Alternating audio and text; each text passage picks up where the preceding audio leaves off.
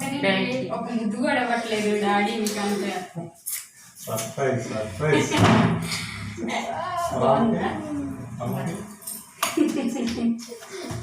నాకంటే ఎత్తుందా నా పిల్లల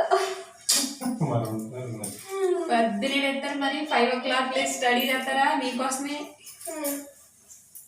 అందుకే అన్ని మూసేసింది మీరు ఎలా ఫీల్ అవుతారని చూద్దామని మరి టేబుల్ అది ఎక్కడో అక్కడ ఉంటుందా ఎదుగుతూనే ఉన్నాడు నేను కవర్ చేశా అందుకే ఏదో తెచ్చారా నువ్వే కనిపెట్టా